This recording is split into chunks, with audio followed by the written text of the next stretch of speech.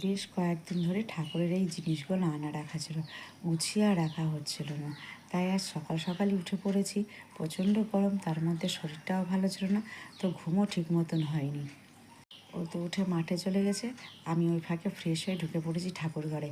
এই পাইনাপেলের ধূপকাঠিগুলো এত সুন্দর হয় না, খুব সুন্দর সেন্ট দেয়। যখন ঘরে ধূপকাঠিটা জ্বালে সত্যিই আনারসের মতনই ঘরে সেন্ট দেয়, খুব সুন্দর। তোমরা ব্যবহার করতে পারো।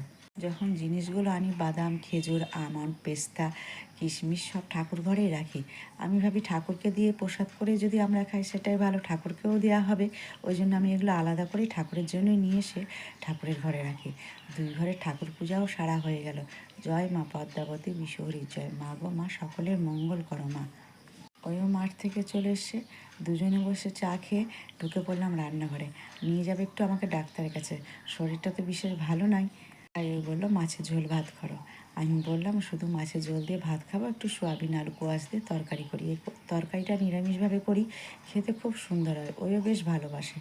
দিয়ে তেজপাতা, গরম মশলা ফোড়ন দিয়ে আলু কোয়াশটা ভেজে নিই, ওর সঙ্গে সোয়াবিনটাও একটু ভেজে নিই, বেশ সুন্দর হয়। আর নিরামিষভাবে জিরা আদা লঙ্কা বাটা দিয়ে করি, খুবই সুন্দর হয় খেতে। তো বেশ তাড়াতাড়ি করছি যে রান্নাটা তাড়াতাড়ি শেষ করে নিই, তবে রান্নাটা 10টার মধ্যেই শেষ করে দিয়েছিলাম।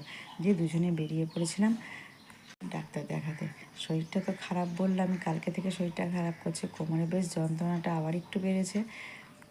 যে ওষুধগুলো খাচ্ছিলাম তার সঙ্গে আরও দুটো ওষুধ অ্যাড করলো। ডাক্তারবাবু বলে এবার খেয়ে দেখো, যদি না কমে তাহলে এমআরআইটা করে নিও।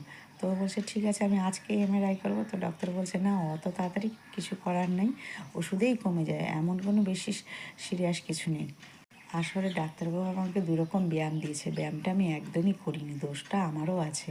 সকাল হলেই মোবাইল হাতে নিয়ে নিই, আর ব্যায়ামটা করা হয় না। দুবেলা খালি পেটে ব্যায়ামটা করতে দেওয়া হয়েছিল। ডক্টরবাবু বলছে সারবে কী করে, সব কিছুই তো শিখেছি, দোষ কিন্তু আমারই। মতন এবার ওষুধগুলো খেতে বললো, দেখি দুবেলা এবার ব্যায়ামটাও করবো। দুজনে খেতে বসে পড়লাম। ওই আবার মিষ্টি নিয়ে এসেছিলো, পেঁপে কাটলো, আর আমের চাটনি ছিল। আমাদের ভিডিওগুলো যদি তোমাদের ভালো লাগে, লাইক কমেন্ট ফলো করে আমার পাশে থাকবে। তোমরা সকলে ভালো থাকবে। আজকের মতন বাই বাই।